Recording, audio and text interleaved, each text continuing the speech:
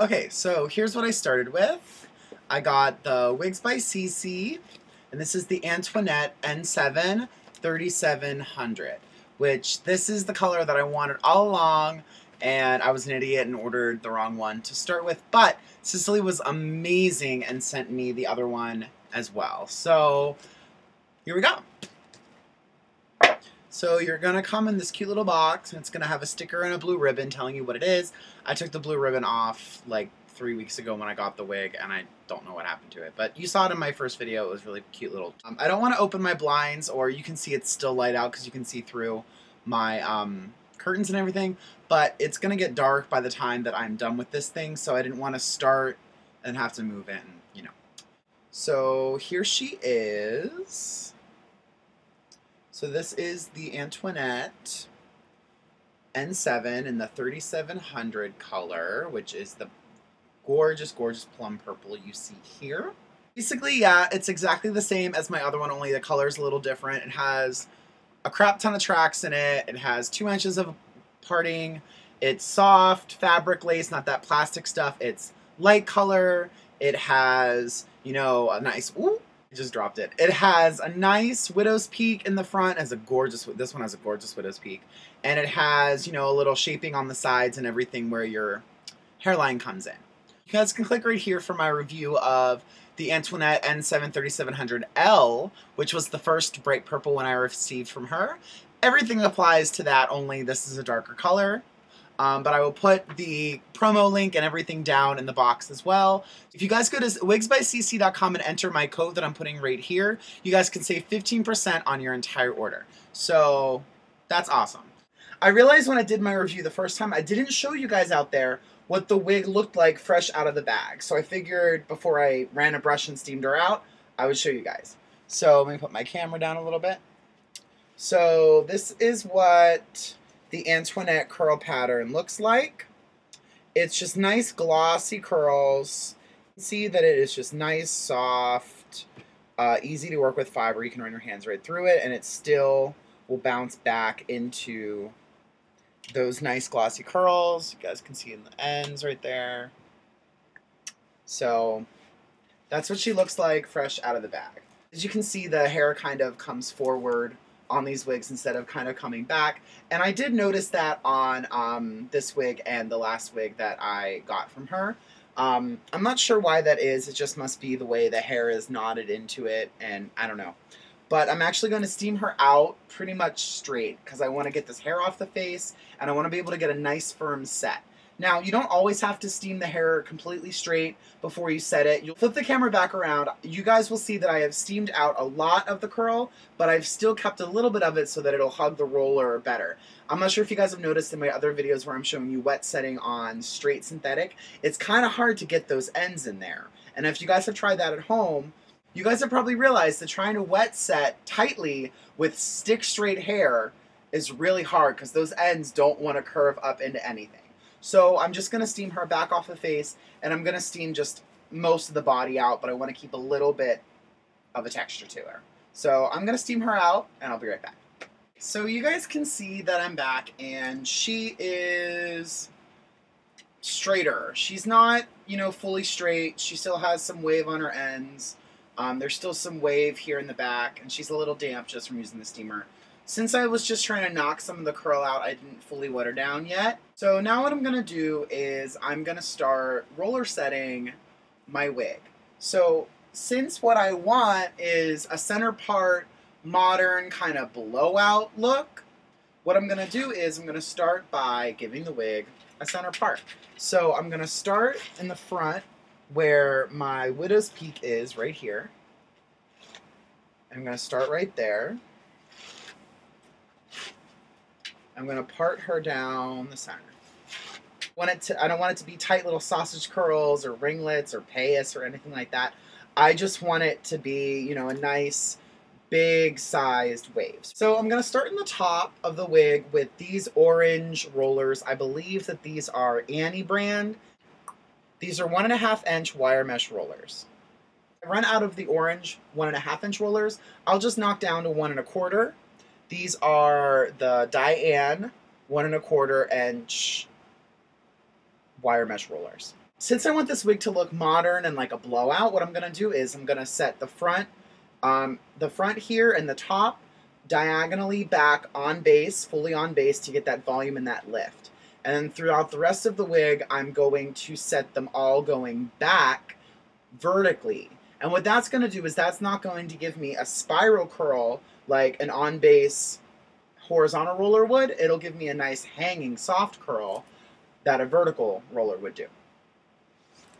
I used to wet my wigs down entirely, but I realized that since synthetic hair doesn't absorb the water, it just kind of sits on the top of it, it's just going to bead and drip right off within a couple minutes. So by the time you get back here, and this was soaking wet and this was soaking wet, the back's going to be totally dry, pretty much. The foundation will still be wet, but the hair will be dry.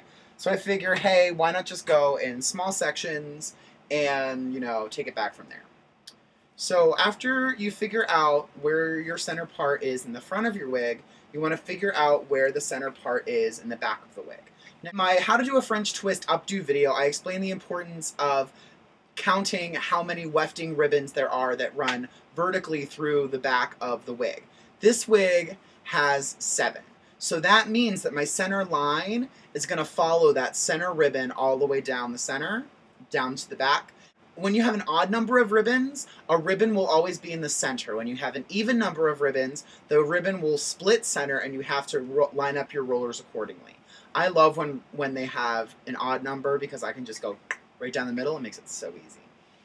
I'm starting in the front with my diagonal partings. And since I don't want this to look crazy set, I'm actually taking pretty big sections. Now, this section is tangled, that's what it is. I'm actually taking pretty big sections throughout it, and I'll just make sure to steam it very well later. What I'm doing is I'm going about center part, and I'm going about 1.5 inches over, and I'm diagonally going up. So basically you're making a triangle shape like that. And that's what your roller is going to sit on base, going fully back. Ugh. Take my end paper. Shoot the end paper with some water, helps it stick. And I'm just going to take my roller, and when the hair's long like this, I like to start on one end of the roller like that, and I like to kind of roll over. I like to roll over, and then I like to roll back around just like that. And then eventually, once you kind of almost zigzag across, you will land right in the center of your section, and it'll be on base. Then you just want to take a pin. And you'll see here I'm using 2 pins, and that's just because this one little section over here doesn't really want to stay on the roller. So I'm putting a pin on either side of my roller section to keep it in place. After you have your first roller done, you want to take your next section immediately behind it, and you again want to do a diagonal parting, and you want to make it about a little bit bigger than the roller itself, just so that you can have a little extra hair in it. And you just want to roll it down like that.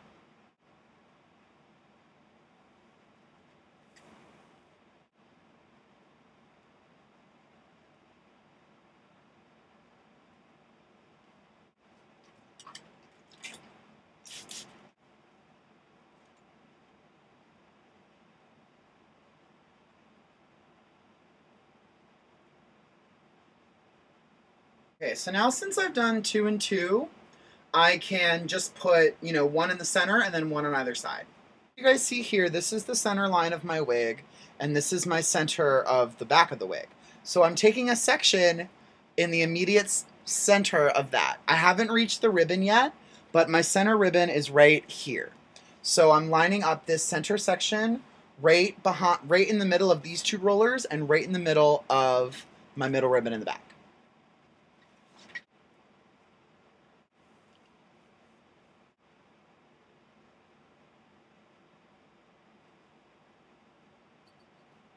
I went ahead and I just put another horizontal roller in the back of this wig behind that horizontal one I just put here in the center.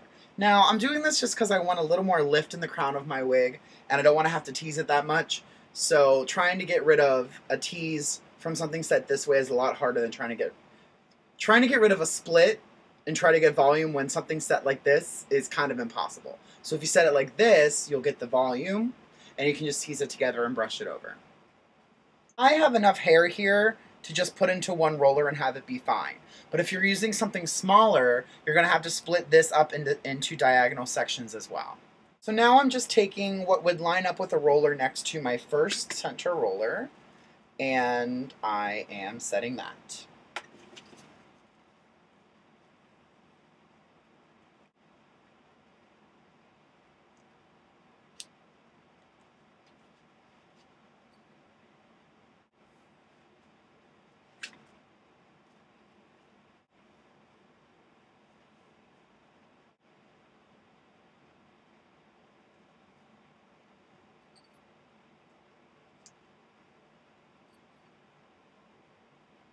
So now that that is done, I have a roller on each side of my center part, 2 rows, then I have a line down the middle, and then a row on either side to connect it. Now that I have my horizontal sections done, I'm going to go ahead and start my vertical. So as you'll notice, putting a vertical roller right here lines up exactly with these rollers right here. Wet it down. And even though I'm going to be rolling this vertically, I'm taking a horizontal section so I don't get a split in my finished product.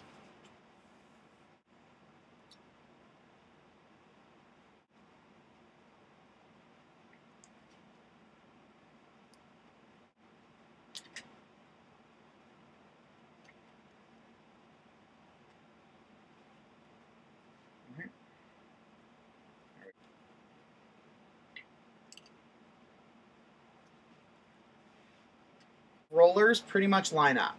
They're butt to butt to butt to butt to butt. So next what I'm going to do is I'm going to repeat these 2 rollers on the other side.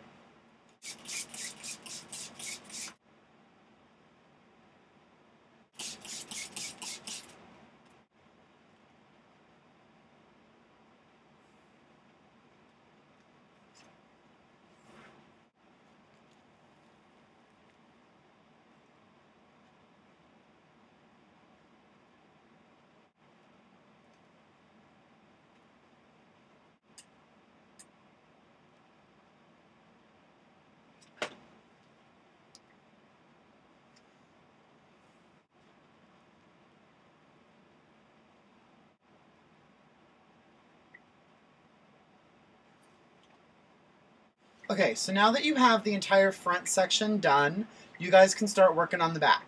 So generally what I do is I line up my rows of rollers with the actual wefting. So generally a roller is about 5 or 6 tracks long. And then for these large rollers, I'm going to go every 2.5 ribbons. And that'll be the size of my base section.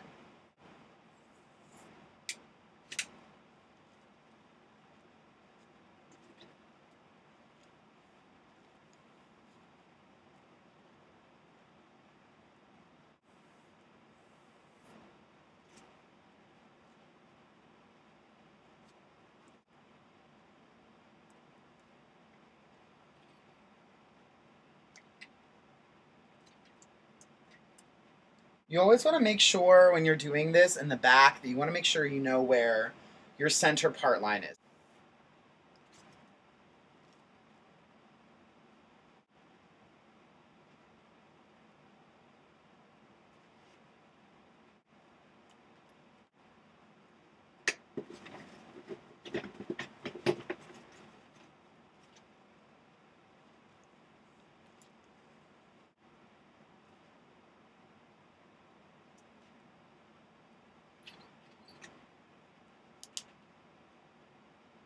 So I hit my center line and I got 3 across. So I'm going to repeat that on the other side going towards the middle. Now as you can see now I have my center sections away from the face, away from the part, and I have my back sections going away from the face towards the center. So now all you're going to do is you're just going to repeat that going down the back of the wig. Okay, so this is my final set. I'm all done, so I'm going to give her a little spin so you guys can see. That I didn't use a lot of rollers in the back. There was a lot of hair, and yeah, there is a big disconnection right here, but when it's all brushed out and I tease it together, it'll be fine. I do this kind of thing all the time with the little gap. And if anything, when you have that gap like that, it just gives you more of a hanging curl because you're over-directing it over so much.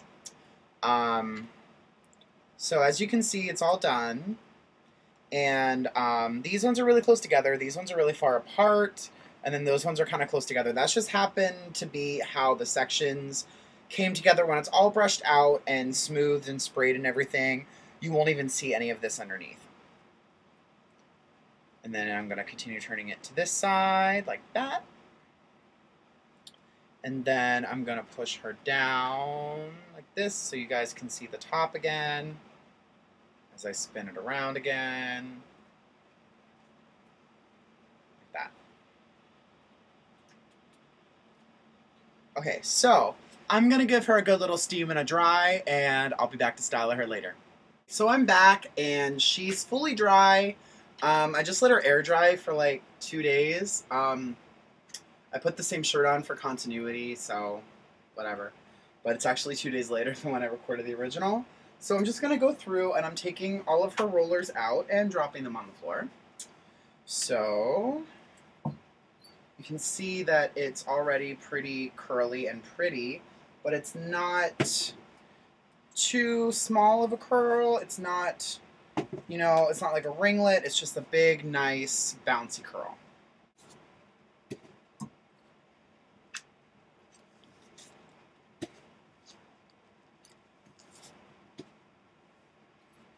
Okay, oh, I have an empty burn. Okay. So this is what she looks like, all freshly set, nice and ringlety.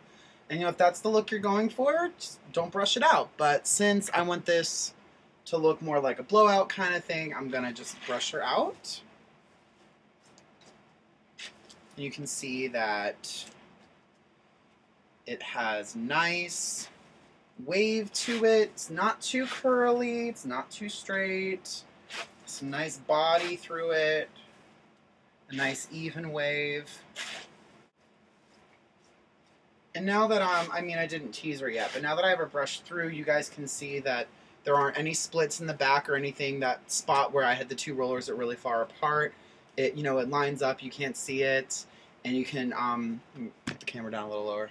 You can see the, you know, the body in the curl is not a really tight curl. It's more of a loose hanging curl. And that's because I set the whole thing vertically. Now that I have her all the way brushed through, you can see a nice, it goes off of her face, but I get a nice little curl and a off of her face in the front. So I'm just going to go through and I'm just going to tease the top of the wig just a little bit to give it a little more height and to help get rid of my roller marks. Now, you always want to, when you tease, you want to tease opposite of the way that it was set. So since this wig was set diagonally this way, I'm going to tease it this way. And that's just to make sure that you get rid of all of those splits and you won't have any roller marks in the way later. So I'm just going to speed this up real quick. You guys can see here that I am going horizontally down towards where the ear is on the wig and teasing in small sections and then spraying and teasing together. Now I've moved into the back. The same thing applies. Small horizontal sections, and I'm teasing it together as I go with the pick end of my brush into the sides I already have done and the top. Now I only teased this wig about to the ear or so, and then I teased the frontmost section back just to sweep it off the face a little more. And I'm doing it again on this side. You can see right here going in more of a vertical section. Now I'm going to start brushing her out. So what I'm doing is I'm just gently brushing through that top layer of teasing and brushing through the ends and then smoothing and shaping with my hands and my brush as I continue going and, you know, adding some tease to some sections that need it. I then continue to brush and refine and lift at the root with my fingers as I brush. Then I smooth the front edges out and I shape the waves with my fingers very easily. If you've set your wig very well, this will happen perfectly every time. Okay, so here she is all done. You really can't see because the lighting in my apartment sucks because it's still daylight out.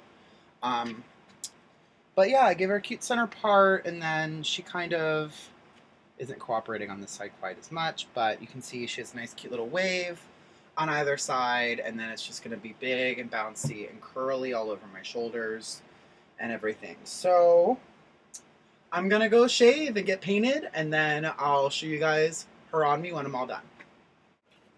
So here it is on me. Yeah, so this is actually my birthday look. This is actually Friday, August 30th, and my birthday is Saturday, August 31st. So I'm celebrating at midnight. So this is what I did. I cut my crease a little more than I did last time. I made my eyebrows lower than I did last time.